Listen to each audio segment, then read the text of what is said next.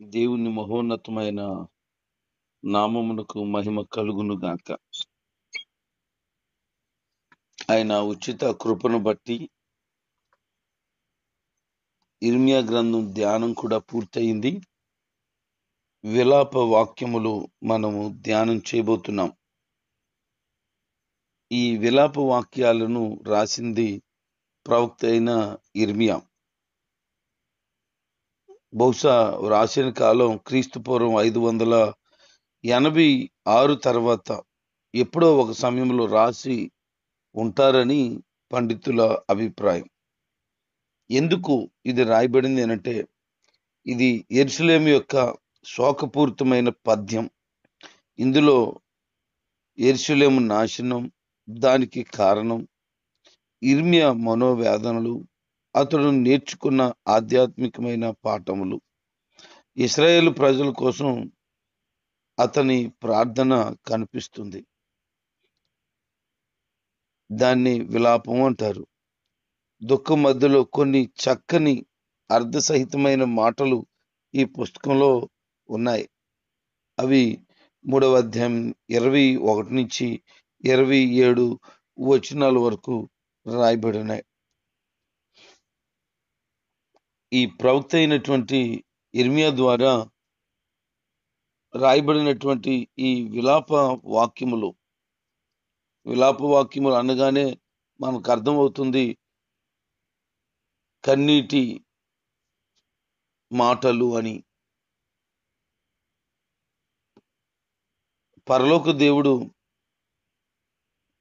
రాజుగా నివసించిన యెరూషలేం దేవుని శత్రువుల చేజిక్కి ఎవ్వరూ నివాసం ఉండని స్థలంగా, శత్రు పరిపాలన క్రింద ఉన్న స్థలంగా మారిపోయిందని ప్రవక్త నిర్ఘాంతపోతున్నాడు. ఎంత ఘోరమైన పరిస్థితి అయిపోయిందనంటే, ఒక అందమైన పట్టణం యెరూషలేం పట్టణం పూర్తిగా భయంకరమైన పరిస్థితికి వచ్చేసింది. కారణం చాలా విషయాలు ఉన్నాయి, మనం ధ్యానం చేయబోతున్నాం. పూర్వం ఆ నగరం ప్రజలతో నిండి ఉంది, ఇప్పుడైతే ఏకాంతంగా ఉంది అంటున్నాడు. ఒకప్పుడు అది ఇతర జనాలతో పోల్చుకుంటే గొప్పది అంట.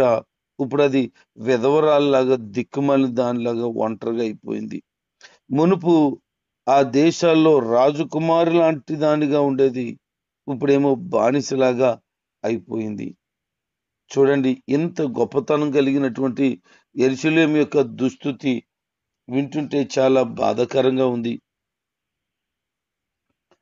ఒకప్పుడు గొప్పగా ఉన్నది, ఇప్పుడు ఆ గొప్పతనం పోయింది అంటేనే మనం చాలా బాధపడవలసిన పరిస్థితి. ఎవరైనా ఒక్కొక్కరు చెప్తా ఉంటారు, వాళ్ళు చాలా గొప్పగా బ్రతికారండి ఒకప్పుడు, ఈరోజు ఇలాంటి పరిస్థితి వచ్చింది అని. ఏదో కారణం ఉంటది. కారణం లేకుండా ఎవరు అలాంటి దుస్థితికి వచ్చి ఉండరు. దాని గురించి చాలా విషయాలు రాయబడుతూ ఉన్నాయి. రాత్రివేళ ఎక్కి ఎక్కి ఏడుస్తుందట యెరూషలేం పట్టణం. దాని చెంపల మీద కన్నీళ్లు కారుతూ ఉన్నాయట. దాన్ని ప్రేమించిన వారిలో దాన్ని ఓదార్చడానికి ఎవరూ రావట్లేదట. దాని మిత్రులందరూ కూడా మోసం చేశారట. వారు దానికి విరోధులైపోయారు అంటున్నాడు. అంటే ఒక కన్యకగా, ఒక కుమారిగా దాన్ని పోల్చుచూ మాట్లాడుతున్నాడు. దాని జీవితం ఎలాగైపోయిందో అని ఇర్మియా ప్రవక్త చాలా వేదన చెందుతున్నాడు. ఎందుకు అంటే, తన యొక్క దుస్థితి చూసి, యెరూషలేము ప్రజల యొక్క ఘోరమైన అపజయ కారణాన్ని బట్టి, యెరూషలేము అంత ఘోరంగా నాశనమైపోయిన విధానాన్ని బట్టి, ఇంకా అంటాడు, యూదా ప్రజ బాధపాలై కష్టమైన సేవ చేసి దేశ భ్రష్టులై బందీలుగా వెళ్ళిపోయారు. దేవుని కొరకు బ్రతికిన వారు, దేవుని సేవ చేసిన వారు బందీలుగా వెళ్ళిపోయారట. ఇతర జనాల్లో నివాసం చేస్తూ ఉందట. అంటే తన కొరకు తాను ఉండవలసిన దానిది ఇతరులు ఉండే పరిస్థితికి వచ్చేసింది. దానికి ఏమాత్రం విశ్రాంతి లేదని, ఇబ్బందుల్లో ఉండగానే తరిమిన వాళ్ళు దాన్ని చుట్టేసుకున్నారు అని. అంత ఘోరమైన దుస్థితి యెరూషలేముకు కలిగిందని బాధపడుతూ ఉన్నాడు ప్రవక్త అయినటువంటి ఇర్మియా. ఇంతకు ముందు యెరూషలేము వీధుల్లో వెళుతుంటే ఆనందం, ఇప్పుడు ఎలాగుంది అనంటే దుఃఖం, వేదన కలుగుతూ ఉంది. గల కారణం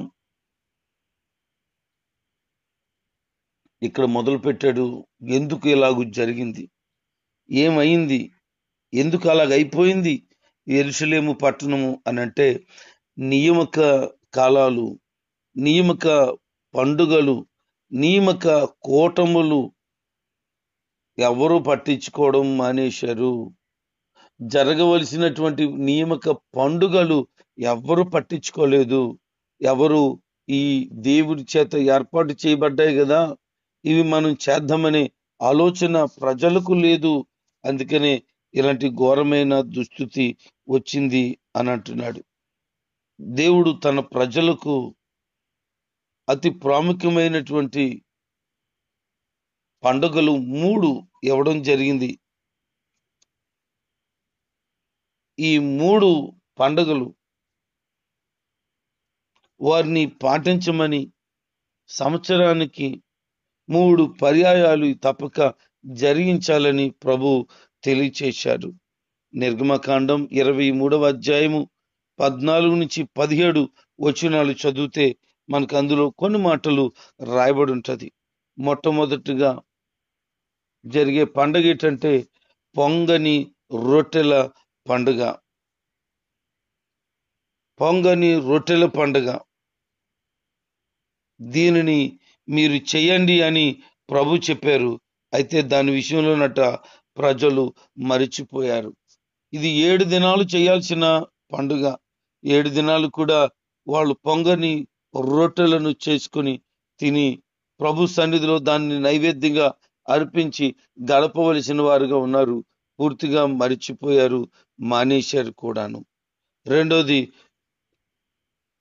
కోత పండుగ, అంటే వారాల పండుగ అని కూడా అంటారు.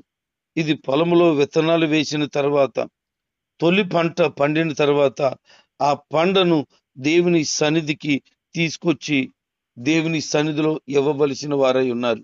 అంటే మొట్టమొదటిది ప్రథమ ఫలం అంటాం మనం. మొదట కూలి గాని, మొదట జీతం గాని, మొదట పంటలో ఉన్న భాగం గాని మొట్టమొదటి దేవునికి సమర్పించాలి. సంతానములో మొదటి కుమారుడిని దేవునికి సమర్పించాలి. అలాగున దేవునికి ఇవ్వాలి అనేది వారికి దేవుడు నియమించాడు. దీన్ని కూడా ప్రజలు మరిచిపోయారట. మూడో పండుగ పర్ణశాల పండుగ. మూడో పండుగ పర్ణశాల పండుగ. ఈ పర్ణశాల పండుగ వారు ఆచరించడం మర్చిపోయారు.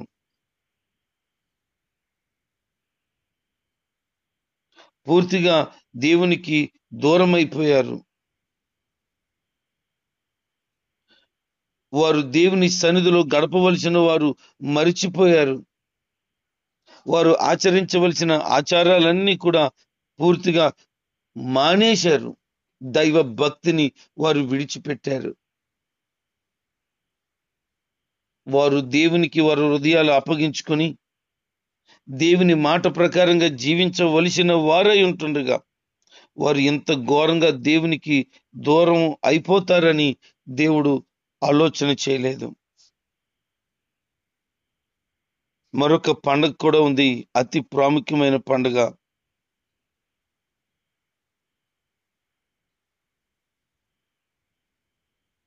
ఆ పండుగ వారి జీవితంలో ఎన్నడూ మరువని పండుగ.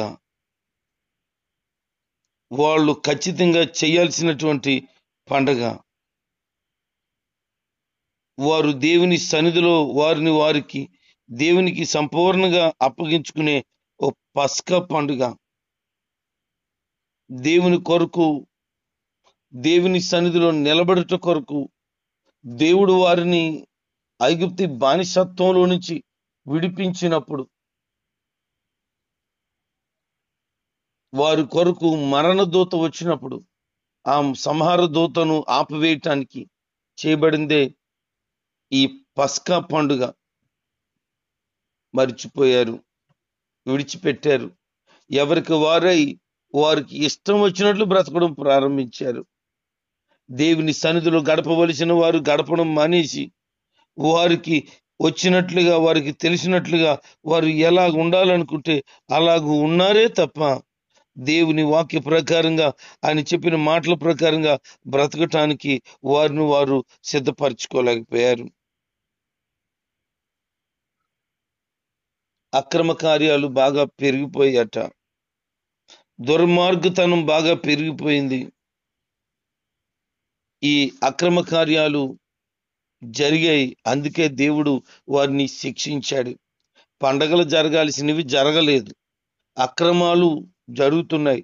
ఏంటి అక్రమం అనంటే, మొదటి 2వ దినవృత్తాంతాలు 36వ అధ్యాయము 14 నుంచి 16 వరకు చదివితే, ఇర్మీయా గ్రంథం 2వ అధ్యాయం 8 నుంచి 9, 4, 18, 6, 19, 13, 22, 25 వచనాల్లో యెరూషలేము పైకి వచ్చిన వినాశనమంతా దానికి కారణం తగిందేనని చెప్తా ఉన్నాయి.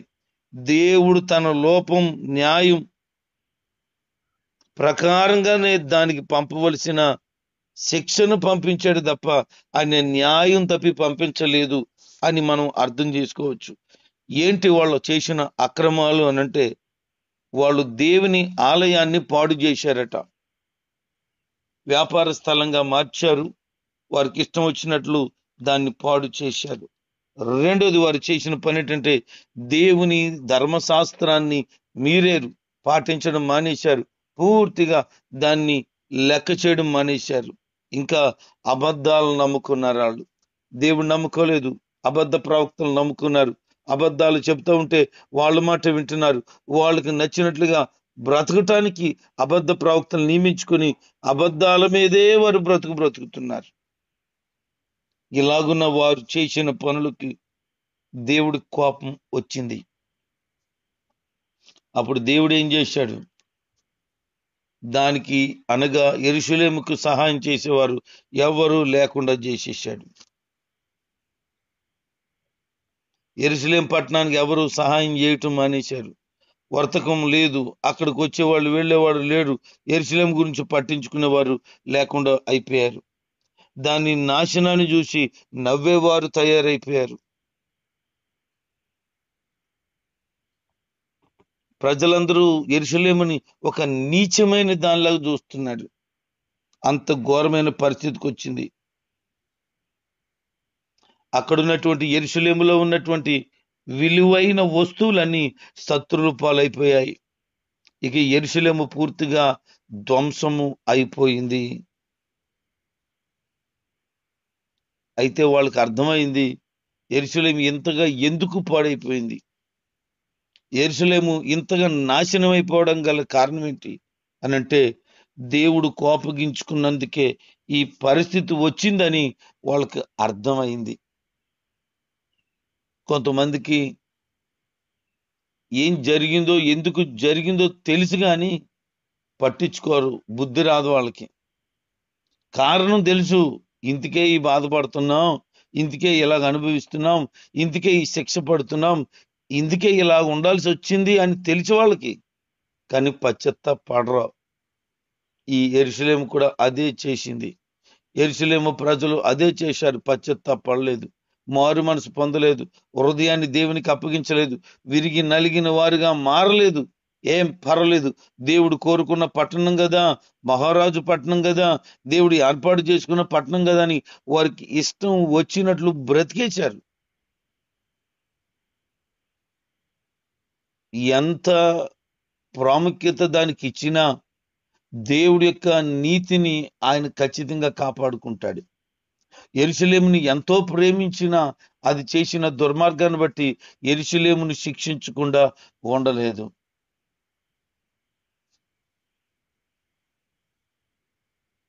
ఎంత ఘోరంగా అయిపోయిందనంటే, దాని పరిస్థితి ద్రాక్ష తోటలో ఉన్న ద్రాక్ష పండ్లు తెంపి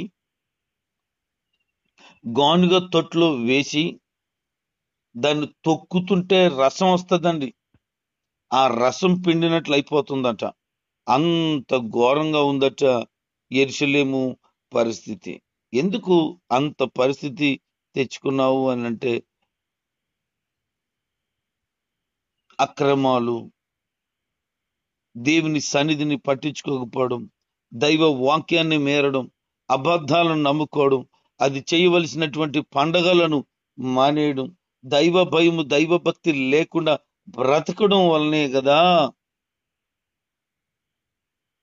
అది చేసిన పాపమే దాని అంతానికి శిక్ష.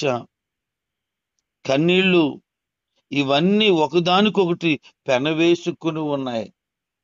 ఎందుకు అంటే వారు చేసినటువంటి పరిస్థితి. ఇర్మియా గ్రంథం 9వ అధ్యాయము 1వ వచనములో అంటాడు, అయ్యో నా కన్నీళ్లు ఓటలాగా ఉంటే బాగుండును, నేను కన్నీళ్లు కారుస్తూనే ఉందును, రాత్రింబవళ్ళు కన్నీళ్లు కారుస్తూనే ఉంటాను అని. కొద్దిసేపు ఏడ్చేటప్పుడు గట్ట కన్నీళ్లు ఆగిపోతున్నాయట, బాధపడుతున్నాడు. అయ్యో నా కన్నీళ్లు కంటిన్యూగా వస్తే బాగుండును. యెరూషలేమును దుస్థితి చూసి, యెరూషలేము కలిగినటువంటి ఆ పరిస్థితిని చూసి గుండె బ్రద్దలైపోతుంది. ఆ ప్రాంతంలో దేవుని సేవ చేసినటువంటి దైవజనుడు ఇర్మియా ఎంతో సమృద్ధైనటువంటి పరిస్థితిని చూశాడు, ఎంతో దీవెనకరమైన పరిస్థితిని చూశాడు, ఎంతో నాశనం అయిపోయిన దుస్థితి కూడా చూశాడు. అందుకనే తట్టుకోలేకపోతున్నాడు, అందుకనే బాధపడిపోతున్నాడు, అందుకనే ఏడుస్తున్నాడు, కన్నీళ్లు కారుస్తున్నాడు. 10వ వచనంలో కూడా అంటాడు, 9వ అధ్యాయం ఇర్మియా గ్రంథంలో, నేను ఏడుస్తున్నాను, రోదన చేస్తున్నాను. ఎందుకు? 18వ వచనంలో కూడా అంటాడు, నేను కన్నీళ్లు విడిచేలాగా అయిపోయింది,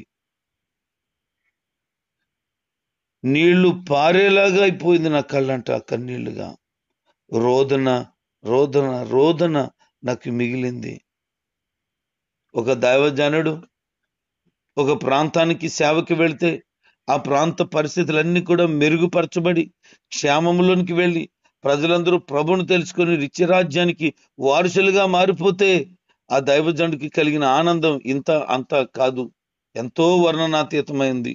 కానీ ఏ ప్రాంతానికి సేవకి వెళ్ళాడో ఆ ప్రాంతమే నాశనం అయిపోయి, నష్టమైపోయి, భ్రష్టులైపోయి, అది కూడా దేవుని ఎరిగిన తర్వాత మరలా వెనక్కి వెళ్ళిపోయి పాడైపోతే ఆ సేవకుడు కలిగిన బాధ ఈ ఇర్మియా కలిగిన బాధ లాంటిదే. కొంతమంది దేవుని సన్నిధికి వస్తారు, బాగానే భక్తిగా ఎదుగుతారు, ప్రార్థనలో విశ్వాసంలో ఉంటారు, సేవలో సహకారంగా ఉంటారు, ఏం జరుగుతుందో తెలీదు, మరలా లోకంలోకి వెళ్ళిపోతారు, చెడిపోతారు, పూర్తిగా నాశనం అయిపోతారు, భ్రష్టులుగా బ్రతుకుతారు. వాళ్ళు చూసినప్పుడు సేవకుని యొక్క గుండె వేదన మాటలతో వర్ణించలేనిది. అలాగే కొద్దిమంది సంఘాల్లో ఉన్నారు, వారిని చూసి చాలా బాధపడుతూ ఉంటాను. వారు దారిలో కనపడతారు, చెప్తాను, మందిరానికి రావట్లేదు ఏంటండి అని అడుగుతుంటే, వస్తామండి, వస్తాము, ఈ వారం వస్తాం. ఏమైపోయారు, ఎందుకు మానేశారు తెలీదు, ఎందుకు వాళ్ళు అలాగ తిరుగుతున్నారో తెలీదు, ఎందుకు చెడు వ్యసనాలకు బానిసైపోయారో తెలీదు, ఏదో ఒక కారణం పెట్టుకుంటారు.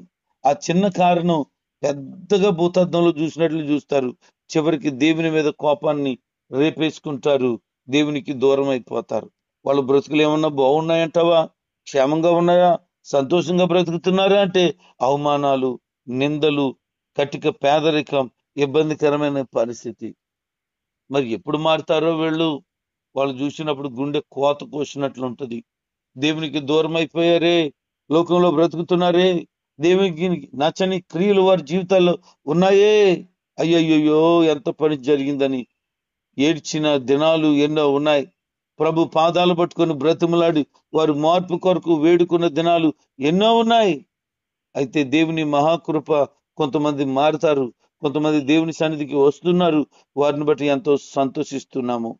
ప్రియ దేవుని జనాంగమ, ఈ దినాన్న యెరూషలేము పాడైపోయిందని సంతోషించలేకపోతున్నాడు ప్రవక్త అయినటువంటి ఇర్మియా. కారణం ఏంటంటే ఆయనకి సంతోషం, అది బాగుంటే, దానికి క్షేమం కలిగితే, దానికి మేలు కలిగితే, యెరూషలేము అభివృద్ధి చెందుతుంటే సంతోషం. కానీ ప్రకటించినటువంటి సువార్త, ప్రకటించబడిన మనుషుల యొక్క జీవిత విధాన పరిస్థితులు పూర్తిగా మారిపోతే ఆ దైవ సేవకుడు ఏమి సంతోషించగలడు? ప్రసవ వేదనే ప్రసవ వేదనే ప్రసవ వేదనే అయిపోతుంది. ఈ రోజున ప్రసవ వేదన కలిగించేటువంటి వ్యక్తిగా నువ్వు ఉండొద్దు. ఏ రోజు దేవునికి దూరం అవ్వద్దు. దైవ భయము భక్తిని విడిచిపెట్టద్దు. దేవునిలో ఎదుగుతూ ఒక నీతివంతమైన వ్యక్తిగా నువ్వు బ్రతకాలని దేవుని సేవకుడిగా కోరుకుంటున్నాను. దేవుడు ఆశిస్తున్నాడు అటు జీవితాన్ని నువ్వు కలిగి ఉంటే ఎంత బాగుంటుందని. యెరూషలేము దుస్థితి చూసినప్పుడు ఇర్మియా ఏడుస్తున్నాడు, కన్నీళ్లు కారుస్తున్నాడు. అందుకనే విలాప వాక్యాలు, కన్నీటితో కూడుకున్న మాటలు అని ఈ గ్రంథాన్నే రాసేశాడు. కనుక తన హృదయ వేదనను గుర్తించుకుందాం.